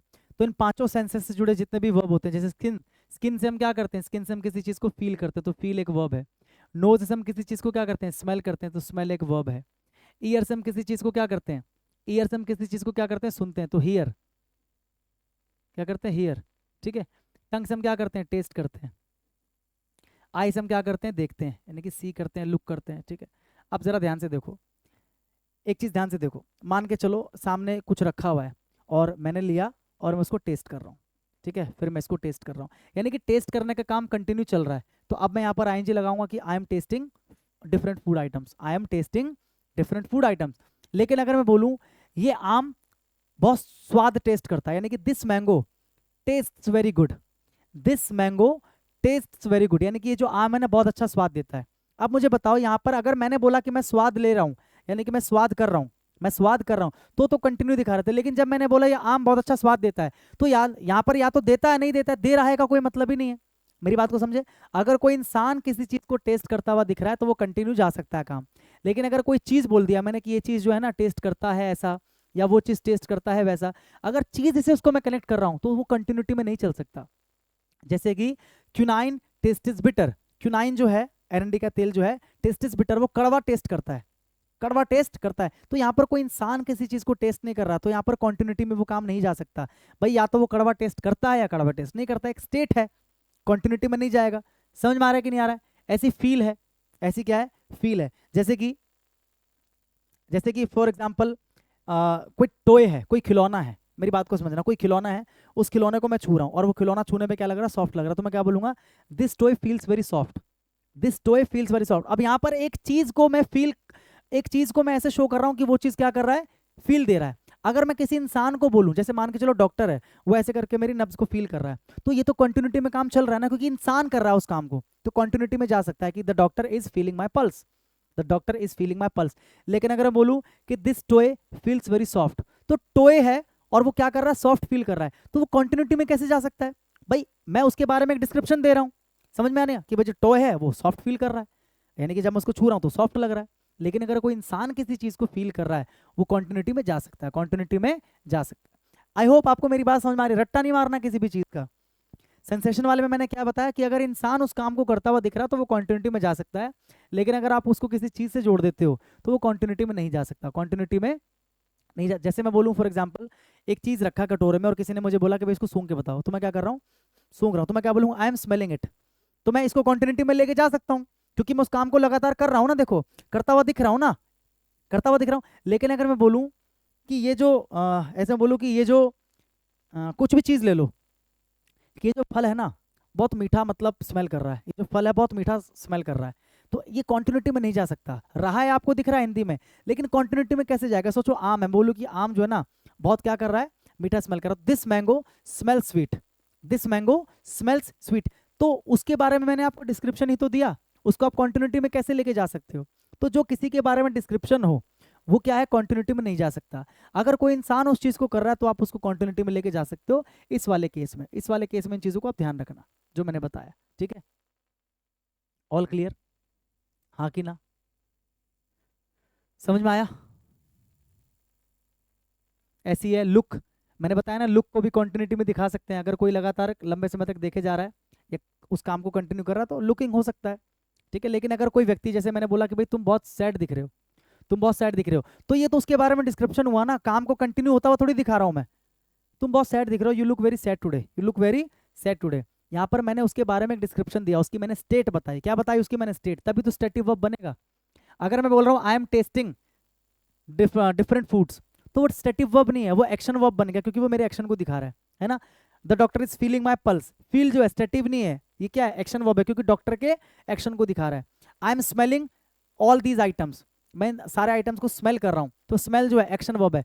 जब ये स्टेटिव होगा तब आईएनजी की फॉर्म में नहीं आएगा, ऐसे जब ये स्टेटिव होगा तो आईएनजी की फॉर्म में नहीं आएगा, ऐसे जब ये स्टेटिव होगा तो आईएनजी की फॉर्म में नहीं आएगा।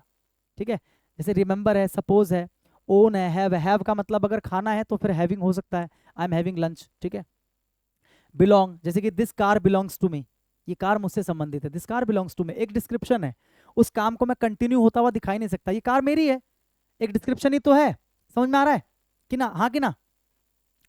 ऐसे होगा कंप्राइज, कंटेन, कंसिस्ट। कंप्राइज का मतलब होता है से मिलकर बना होना, कंसिस्ट का मतलब होता है शामिल होना, कंटेन का मतलब होता है उस किसी चीज में कोई चीज होना। जैसे कि this box contains 100 packets, this box contains 100 packets, यानी कि इस बॉक्स में 100 पैकेट्स हैं। स्टेट ही तो बता रहा हूँ, काम इस आप खुद बताओ, एक बॉक्स के अंदर 100 पैकेट्स हैं, मैं कैसे यहाँ पर किसी काम को कंटिन्यू होता हुआ दिखाऊं? 100 पैकेट है, या तो है या नहीं है, यही तो बोलूंगा, या तो 100 पैकेट है या 100 पैकेट नहीं है। क्या मैं ये बोलूंगा 100 पैकेट हो रहे हैं? हो रहे हैं क्या होता है 100 पैकेट, मैं उसके बारे में डिस्क्रिप्शन दे सकता हूँ। कंप्राइज, कंटेन, कंसिस्ट तीनों एक ही जैसे हैं, ठीक है, तो इनको आईएनजी की फॉर्म में कभी यूज नहीं करते। ऐसे रिजेंबल, लाइक, डिसलाइक, ठीक है, love, hate, agree, forgive, forget, want, wish, desire, ये जितने भी वर्ब आपको दिखाई दे रहे हैं इनके साथ आप आईएनजी मत यूज करना अगर ये स्टेटिव वर्ब का काम कर रहे हैं। किसका काम कर रहे हैं? स्टेटिव का। इनमें से ये वाले, ठीक है, या फिर इनमें से कुछ है, अगर वो आपको लगे कि एक्शन वर्ब की तरह काम कर रहा है, एक्शन को दिखाया जा रहा है, तो फिर वहां पर क्या करना, आप आईएनजी फॉर्म यूज कर सकते हो। ठीक है, आ रहा है समझ में कि नहीं आ रहा है? बोलो हाँ कि ना। ठीक है, आगे देखो, इन वर्ब्स को याद कर लेना। एग्जाम्पल देखो, the twins closely resemble each other. जो ट्विंस है ना, क्लोजली मतलब बहुत ज्यादा रिजेंबल करते हैं, रिजेंबल मतलब एक दूसरे से शक्ल मिलती है, रिजेंबल का मतलब किसी की तरह दिखना, ईच अदर एक दूसरे की तरह दिखते हैं। तो यहाँ पर रिजेंबल है तो आईएनजी की फॉर्म में तो नहीं आया, क्योंकि भाई देखो मैंने बोला कि जो दोनों जुड़वा भाई है ना एक दूसरे की तरह दिखते हैं, तो डिस्क्रिप्शन है किसी चीज के बारे में, ये किसी काम, ये कोई एक्शन तो नहीं है, कोई काम थोड़ी कर रहा, कोई काम थोड़ी करता हुआ दिख रहा है, किसी के द्वारा काम थोड़ी हो रहा है, एक क्या है, जनरल डिस्क्रिप्शन है कि दोनों भाई एक दूसरे की तरह दिखते हैं, तो वर्ब है लेकिन कॉन्टिन्यूस फॉर्म में ये नहीं जाएगा, आईएनजी फॉर्म में नहीं जाएगा। द पैकेज कंटेन्स, ये जो पैकेज है ये कंटेन करता है, कंटेन करता है मतलब पैकेज में है, या तो है या नहीं है, डिस्क्रिप्शन हो सकता है, उस काम को मैं कंटिन्यू कैसे दिखा सकता हूँ। The package contains various items including books, clothes and a handwritten letter. She owns a quaint cottage. Quaint का मतलब क्या होता है? अट्रैक्टिव, बिग, अट्रैक्टिव या बिग, ठीक है, एक बड़ा सा कॉटेज है, nestled in the countryside, a peaceful retreat from city life. तो वो ओन करती है एक बड़ा सा कॉटेज, या तो उसके पास कॉटेज है या कॉटेज नहीं, कॉटेज हो रहा है, क्या है ये, कोई ऐसा काम थोड़ी है जिसको आप कंटिन्यू होता हुआ दिखा सको कि वो ओन कर रही है, उसके पास है। समझ में आ रहा है? ही इज ओनिंग या शी इज ओनिंग, नहीं, शी ओन्स, तो इसको आप आईएनजी फॉर्म में यूज नहीं करोगे। बोलो हाँ कि ना। समझ में आ रहा है भाई? बस थोड़ा सा आपको उलझना कहाँ पर पड़ेगा यहाँ पर, लेकिन उलझने की कोई जरूरत नहीं। अगर आपको कोई लग रहा है इंसान काम करता हुआ दिख रहा है तो मतलब उसके एक्शन को बता रहे हैं, तो उसको आप कॉन्टिन्यूस फॉर्म में यूज कर सकते हो। लेकिन अगर किसी चीज के बारे में डिस्क्रिप्शन दे रहे हो या किसी इंसान के बारे में डिस्क्रिप्शन दे रहे हो, उसका काम नहीं बता रहे हो, ठीक है, तो वहां पर आप आईएनजी फॉर्म में यूज नहीं करना, ये ध्यान रखना, सिंपल सी चीज है। The antique was belongs to my grand mother. ये जो एंटीक वास है ना, जो पुराना सा गमला रखा है, ये मेरी दादी से संबंधित है। तो ये जो पुराना गमला मेरी दादी से संबंधित है, एक डिस्क्रिप्शन ही तो दे रहा हूँ भाई, यहाँ पर मैं किसी के द्वारा होता हुआ कोई काम थोड़ी दिखा रहा हूँ, डिस्क्रिप्शन है, तो यहाँ पर इसके साथ में कोई आईएनजी फॉर्म नहीं आएगा। Despite the hurtful words she found it in her heart to forgive him, to forgive him, ये तो खैर टू के साथ में वी1 आ रहा है, तो ये तो वैसे भी याद रखना कि फॉरगिव के साथ में आईएनजी नहीं आता, ठीक है। Something is definitely wrong because she seems very upset today, वो आज बहुत अपसेट दिख रही है। देखो मैं अगर किसी के बारे में बोल रहा हूँ कि आज बहुत अपसेट दिख रही है, तो डिस्क्रिप्शन ही तो है, मैं उसको कोई काम करता हुआ तो नहीं दिखा रहा कि वो आज ये कर रही है वो कर रही है, वो अपसेट दिख रही है, उसके बारे में मैंने एक डिस्क्रिप्शन दिया, तो स्टेटिव वर्ब है, स्टेटिव वर्ब में no I N G form. I am remembering meeting him, गलत है, आई एम रिमेंबरिंग नहीं, I remember, I remember meeting him, मतलब मुझे याद है। रिमेंबरिंग का क्या, अगर मैं बोल रहा हूँ कि भाई मुझे याद है कि मैं उससे मिला था, तो मुझे याद है, एक डिस्क्रिप्शन है। ये क्या होता है? हाँ मैं याद कर रहा हूँ कि मैं उससे मिला था, मुझे याद है, मैं अपनी दशा बता रहा हूँ कि मुझे याद है, ठीक है, तो रिमेंबरिंग नहीं होता, क्या होगा? आई remember meeting him, I remember, ठीक है भाई। आई एम रिमेंबरिंग नहीं होगा, क्या होगा? आई रिमेंबर, क्या हो रहा है यार, आई रिमेंबर, ठीक है, आगे बढ़ो। Concept number 6, some verbs have common forms V1 V2 V3। Simple है, कुछ ऐसे वर्ब्स होते हैं जिनकी first form, second form, third form same होती है, ठीक है, वहां पर ना तो आपको ईडी लगाना, ना कुछ चेंज करना, कुछ नहीं करना। जैसे कट का मतलब होता है काटना, कट की तीनों फॉर्म क्या होती है? Cut, cut, cut. ऐसे पुट का मतलब रखना, पुट की तीनों फॉर्म क्या होती है? Put, put, put. कॉस्ट की तीनों form cost, cost, cost. Cost का मतलब क्या होता है? कीमत पढ़ना, है ना, जैसे कि this pen cost me 10 rupees, ये पेन मुझे 10 रुपये का पड़ा, this pen cost me 10 rupees. Cast का मतलब क्या होता है? कास्ट का मतलब क्या होता है? डालना। जैसे कि आप सब अपना वोट क्या करते हो? कास्ट करते हो। आप सब अपना वोट क्या करते हो? डालना, है ना। जैसे कि you cast your vote, you cast your vote, आप अपना वोट क्या करते हो? कास्ट करते हो। कास्ट का मतलब डालना या फेंकना, डालना या फेंकना। टेलीकास्ट मतलब क्या होता है? प्रदर्शित करना, है ना। टेलीकास्ट करना, ब्रॉडकास्ट करना, ओवरकास्ट करना, स्प्रेड। देखो सेम फॉर्म होती है, cast cast cast, telecast telecast telecast, cast से बनने वाले तीनों याद रखना आसान है, टेलीकास्ट, ब्रॉडकास्ट, ओवरकास्ट। ठीक है, तो कास्ट से बनने वाले तीनों फॉर्म सेम है। स्प्रेड स्प्रेड स्प्रेड, कई बच्चों को लगता है spreaded, spread spread spread, spreaded नहीं होता, स्प्रेड। ठीक है। बेट, बेट का मतलब क्या होता है? बेट का मतलब तो जुआ लगाना, शर्त लगाना, तो बेट बेट बेट। रीड रेड रेड, पढ़ते रेड रेड है लेकिन स्पेलिंग सेम होती है, तीनों फॉर्म सेम है। ऐसी set set set. Shed, shed का मतलब होता है बहाना, जैसे कि टू शेड टीयर्स, आंसू बहाना, to shed tears, to shed tears यानी कि आंसू बहाना, आंसू बहाना। ठीक है, तो शेड शेड शेड तीनों फॉर्म सेम है। शट शट शट यानी कि बंद करना। बर्स्ट, बर्स्ट का मतलब क्या होता है? फटना, फट पड़ना, फटना या फट पड़ना। जैसे कि ज्वालामुखी क्या करता है? बर्स्ट करता है, फटता है वो, तो ठीक है, तो बर्स्ट बर्स्ट बर्स्ट। थ्रस्ट का मतलब क्या होता है? घुसाना, जबरदस्ती एक चीज को आप दूसरी चीज में क्या कर रहे हो? घुसाने की कोशिश करो तो उसको बोलते हैं थ्रस्ट। बर्स्ट दोबारा लिख दिया भाई, बर्स्ट। ठीक है। क्विट का मतलब क्या होता है? अच्छा, क्विट में ध्यान रखना, कई बार क्विट क्विट क्विट भी होता है, ठीक है, और कई बार क्विट क्विटेड क्विटेड भी होता है, क्विट क्विटेड क्विटेड, ध्यान रखना। तो क्विट का सेकंड फॉर्म थर्ड फॉर्म जो है क्विट भी होता है और क्विटेड भी होता है। तो ये वीक एरर है। अगर आपको लग रहा है सेंटेंस में इसके अलावा कोई दूसरी एरर है तो आप इसको इग्नोर कर देना। अगर आपको लग रहा है कोई दूसरी एरर नहीं है तो फिर ये एरर हो सकता है कि क्विट होगा। समझ में आ रहा है? अगर सेंटेंस में मान लो क्विटेड दे रखा है, क्या दे रखा है? क्विटेड, और कोई सेंटेंस में दूसरा एरर नहीं है तो आप इसको एरर लगा सकते हो।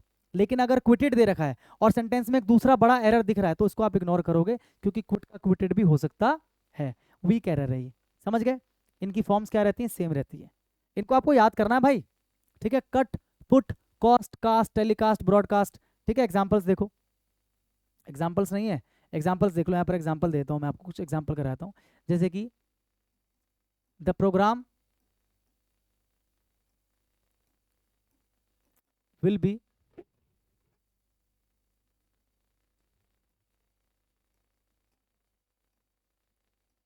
broadcasted tomorrow, इस तरीके से दे देगा। और आपको पता है कि एरर क्या है, कि ब्रॉडकास्ट की जो फॉर्म होती है, तीनों फॉर्म क्या होती है? सेम होती है। तो यहाँ पर क्या आ जाएगा? ब्रॉडकास्ट, यहाँ पर क्या आ जाएगा? ब्रॉडकास्ट। ठीक है, फुल स्टॉप नहीं आएगा, ब्रॉडकास्ट। कोई दिक्कत परेशानी इसमें नहीं होनी चाहिए आपको, ठीक है। She has putted all her effort, all her efforts in this work, वो इस काम में अपना सारा एफर्ट जो है लगा चुकी है। She has putted all her efforts in this work, तो गलती क्या है कि पुट की तीनों फॉर्म क्या होती है? सेम होती है। हैज के बाद वर्ब की थर्ड फॉर्म आती है, लेकिन वर्ब की थर्ड फॉर्म भी क्या होता है? Put. She has put all her efforts in this work. ठीक है, इजी चीज है, याद रख लेना, कोई इसमें बड़ी बात नहीं है। ठीक है, आगे बढ़ो। कॉन्सेप्ट नंबर 7, कॉन्सेप्ट नंबर 7 क्या है? देखो, वर्ब की फर्स्ट फॉर्म, वर्ब की सेकंड फॉर्म, वर्ब की थर्ड फॉर्म, और ये एडजेक्टिव है।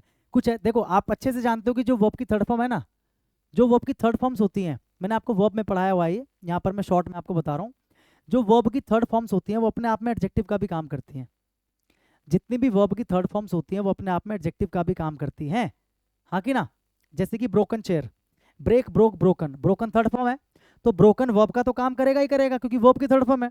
एडजेक्टिव का भी काम करेगा। जैसे कि she said on a broken chair, she said on a broken chair, मैं बोलूँ शी सेट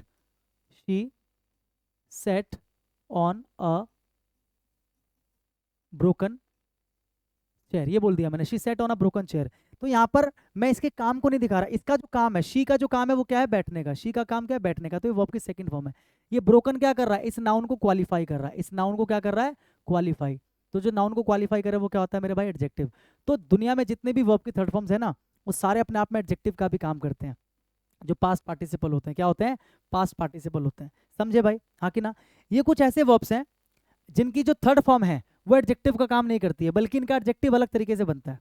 समझ गए? यानी कि देखो, लोड, लोडेड, लोडेड, ये थर्ड फॉर्म है लेकिन ये एडजेक्टिव नहीं है। इसका एडजेक्टिव बनाने के लिए एक अलग चीज बना हुआ, लेडन। क्या बना हुआ? लेडन। तो ऐसे कुछ वर्ब्स है, जैसे गेट है, एक आपका मेल्ट भी होता है इसमें, मेल्ट। ठीक है, लिख लेना यहाँ पर। शेव लिखा है क्या? एक मेल्ट होता है, और क्या होता है भाई? एक इसके अलावा और क्या होता है? मेल्ट होता है। Load, share, shave, sink, shrink, strike, get. Strike लिखा हुआ है, ठीक है। प्रूव लिखा है, प्रूव, प्रूव नहीं है तो प्रूव लिख लो, एक प्रूव भी होता है। ठीक है, ये कुछ वर्ब्स हैं। मेल्ट का सेकंड फॉर्म क्या होता है? मेल्ट का सेकंड फॉर्म होता है मेल्टेड। थर्ड फॉर्म क्या होता है? मेल्टेड। और इसका एडजेक्टिव कैसे बनता है? एडजेक्टिव ये नहीं हो सकता, एडजेक्टिव होता है मोल्टन। एडजेक्टिव क्या होता है? मोल्टन। ठीक है। ऐसी प्रूव, प्रूव का second form proved. Third form भी क्या होता है? प्रूव्ड। और एडजेक्टिव बनाने के लिए अलग से होता है प्रूवन। क्या होता है? प्रूवन। ठीक है, समझ गए भाई? हाँ कि ना? ये फर्स्ट फॉर्म, ये सेकंड फॉर्म, थर्ड फॉर्म। और अगर आपको एडजेक्टिव चाहिए तो एडजेक्टिव ये होता है। जैसे फॉर एग्जांपल मैं इस तरीके से बोल दूं, आप बताना सही है गलत है। मैं अगर बोल दूं आपको मेल्टेड चॉकलेट, मेल्टेड चॉकलेट यानी कि पिघली हुई चॉकलेट, तो आप अच्छे से जानते हो कि यहाँ पर जो मेल्टेड है किसी के काम को नहीं बता रहा, बल्कि इस नाउन की विशेषता बता रहा है। अगर नाउन की विशेषता बता रहा है मतलब ये एडजेक्टिव है। और एडजेक्टिव जो है वर्ब की थर्ड फॉर्म होता है। अभी मैंने आपको बताया कि जो वर्ब की थर्ड फॉर्म है वो एडजेक्टिव होता है। लेकिन इन वर्ब्स के केस में जो थर्ड फॉर्म है वो एडजेक्टिव नहीं होता, एडजेक्टिव इनका अलग से बनता है। तो यहाँ पर मेल्टेड चॉकलेट कहना क्या है? गलत है। बल्कि इसकी जगह पर आप क्या बोलोगे? इसकी जगह पर आप बोलोगे मोल्टन चॉकलेट। क्या बोलोगे? Molten chocolate. ये चीज आपको ध्यान रखना है। क्या बोलोगे? Molten chocolate. ठीक है, यही चीज आपको ध्यान रखना है। ऐसे अगर मैं बोलूं कि it is a proved fact, it is a proved fact, कि भाई ये तो एक ऐसा फैक्ट है जो कि प्रूव्ड है। It is a proved fact, यानी कि फैक्ट क्या है? नाउन है। फैक्ट क्या है? नाउन है। और ये भाई फैक्ट क्या है? प्रूव्ड है। यानी कि जो प्रूव्ड शब्द है ये किसी के काम को नहीं बता रहा। इट इज, ये जो वर्ब है ये इट का है।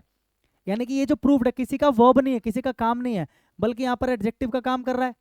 किसका काम कर रहा है? एडजेक्टिव का, क्योंकि फैक्ट को क्वालिफाई कर रहा है कि ये फैक्ट कैसा है? प्रूव्ड है। यानी कि फैक्ट की विशेषता बता रहा है, प्रूव्ड। एडजेक्टिव का काम कर रहा है। तो वर्ब की थर्ड फॉर्म वैसे तो एडजेक्टिव का काम करती है, लेकिन इन वर्ब्स के केस में ऐसा नहीं होता, क्योंकि इसके केस में जो प्रूव्ड है वो एडजेक्टिव नहीं होगा। एडजेक्टिव क्या होगा? प्रूवन। एडजेक्टिव क्या होगा? प्रूवन। तो सेंटेंस क्या है ये सेंटेंस आपका गलत है। सही क्या हो जाएगा? सही आपका हो जाएगा it is a proven fact. क्या हो जाएगा? It is a proven. लिखा है ना, देखो, proven. It is a proven fact, यानी कि ये ऐसा फैक्ट है जो ऑलरेडी साबित हो चुका है। तो ये आपका क्या है? एडजेक्टिव। ये आपका क्या है? एडजेक्टिव है। ये आपका क्या है? नाउन है। इस नाउन को क्या कर रहा है? क्वालिफाई। आई होप आपको मेरी ये बातें समझ में आ रही हैं कि मैं क्या समझा रहा हूँ। इन वर्ब्स के केस में एडजेक्टिव जो होता है वो डिफरेंट होता है। एडजेक्टिव जो होता है वो क्या होता है? डिफरेंट होता है। ठीक है भाई, एडजेक्टिव ये बन जाता है, ये एडजेक्टिव नहीं होता। थर्ड फॉर्म एडजेक्टिव नहीं होता। All clear? जैसे अगर एक और एग्जांपल में बोलूं, drunk man, a drunk man. क्या बोलूं मैं? A drunk man. सिंक लिखा है मैंने, अच्छा सिंक भी लिख, सिंक लिखा हुआ है। जैसे बोलूं अ ड्रंक मैन, क्या बोलूं मैं? A drunk man. ड्रंक क्या है? वर्ब की थर्ड फॉर्म है। ड्रिंक की थर्ड फॉर्म देखो लिखा होगा इधर कहीं पर, नहीं लिखा है तो ड्रिंक लिख लेना। आप ड्रिंक नहीं लिखा तो ड्रिंक लिख लेना, ठीक है। Drink, drank, drunk. और एडजेक्टिव क्या बनता है? ड्रंकन। क्या बनता है? ड्रंकन। क्या बनता है? ड्रंकन। तो मैंने बोला अ ड्रंक मैन, तो आपको पता है जो ड्रंक है यहाँ पर एडजेक्टिव का काम कर रहा है। लेकिन ये सेंटेंस क्या है? गलत है, क्योंकि ड्रंक जो है वो वर्ब की थर्ड फॉर्म है। वर्ब की थर्ड फॉर्म नॉर्मल केसेस में एडजेक्टिव होता है, लेकिन इन वर्ब्स के केसेस में एडजेक्टिव नहीं होता। यहाँ पर एडजेक्टिव क्या होगा? ड्रंकन।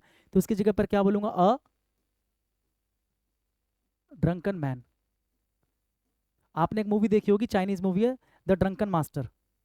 द ड्रंकन मास्टर, तो वहां पर भी ड्रंकन है, ड्रंक मास्टर नहीं है, drunken master.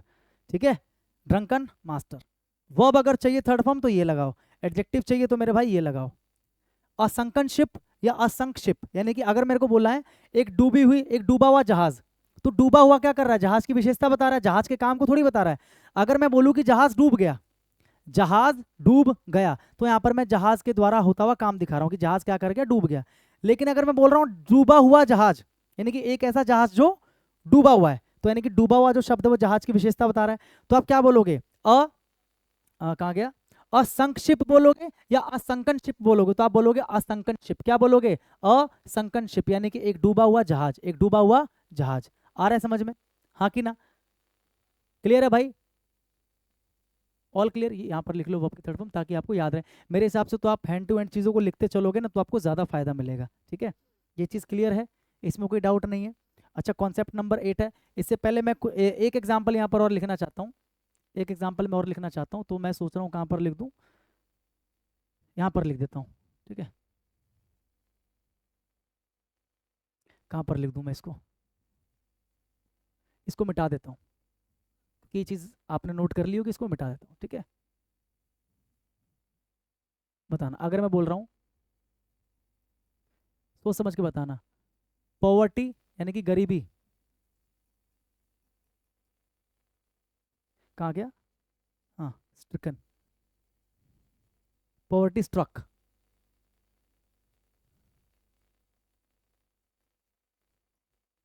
Poverty struck people, poverty struck people, गरीबी के। देखो स्ट्राइक का मतलब क्या होता है? प्रहार करना। स्ट्राइक का मतलब क्या होता है? प्रहार करना या मारना। स्ट्राइक करना, प्रहार करना या मारना। ठीक है, प्रहार करना या मारना। तो अगर मैं बोल रहा हूं पॉवर्टी स्ट्रक पीपल, यानी कि गरीबी के प्रहार किए हुए लोग, गरीबी से मारे हुए लोग, यानी कि जो बेचारे गरीबी के सताए हुए हैं, गरीबी से मारे हुए लोग, यानी कि पॉवर्टी स्ट्रक पीपल, गरीबी के मारे हुए लोग। यहां पर मैंने ये नहीं बोला कि गरीबी ने लोगों को मार दिया, मैंने क्या बोला? गरीबी से मारे हुए लोग, यानी कि लोग कैसे हैं?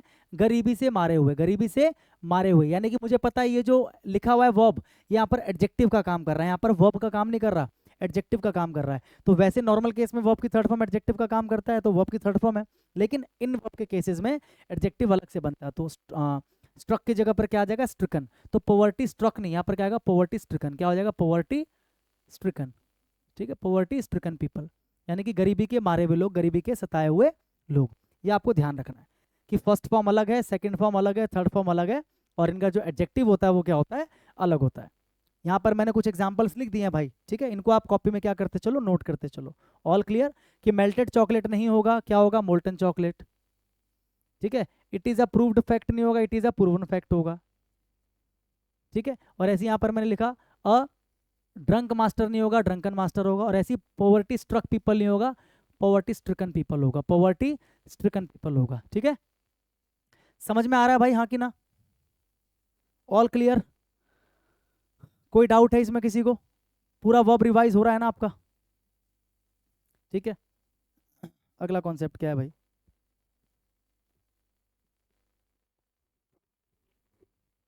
चलो आगे को हम क्या करेंगे? अगली क्लास में खत्म करेंगे। मेरे को ऐसा लग रहा है कि मेरे ज़्यादा एक्सप्लेन करने की वजह से ही एक क्लास में सारी चीज़ों को कराना जो है पॉसिबल नहीं है। तो अगले जो कॉन्सेप्ट्स हैं वर्ब के, अगली क्लास में ख़त्म करेंगे। यानी कि वर्ब, क्योंकि वैसे भी बड़ा टॉपिक है, वर्ब जो है ना अपने आप में बड़ा टॉपिक है और बहुत इंपॉर्टेंट टॉपिक है। तो वर्ब को 3 पार्ट्स में खत्म करेंगे, पार्ट 1, पार्ट 2, पार्ट 3। उसके बाद हम लोग उठाएंगे क्या? नाउन उठाएंगे, एडजेक्टिव उठाएंगे। एडजेक्टिव को मेरी कोशिश रहेगी 1 या 2 पार्ट में खत्म कर दूं। ठीक है, तो 8-10 जो मैं सोच रहा था ना कि 8 या 10 क्लास के अंदर हो जाएगा, तो 8-10 क्लास के अंदर नहीं हो पाएगा। जहाँ तक मेरा अनुमान है, देखो सत्य बोलने में भलाई होती है, जहाँ तक मेरा अनुमान है कि अगर मैं पूरी प्रैक्टिस आपको करवा रहा हूँ, ग्रामर के मोस्ट इंपॉर्टेंट कॉन्सेप्ट अगर मैं करवा रहा हूँ, तो मेरा मानना है कि कम से कम मुझे इसके लिए ना 15 क्लासेस चाहिए। कम से कम 15 क्लासेस, जो कि आने वाले 15 दिन में, यानी कि आपका CHSL या CPO का जो एग्जाम होने वाला है उससे पहले मैं ये पूरा जो सीरीज़ है इसको मैं फिनिश करा दूंगा। ऐसा हो सकता है कि मैं एक दिन में 2 क्लास दे दूं आपको, ये भी पॉसिबिलिटी है। एक क्लास सुबह दे दूं, एक क्लास शाम को दे दूं।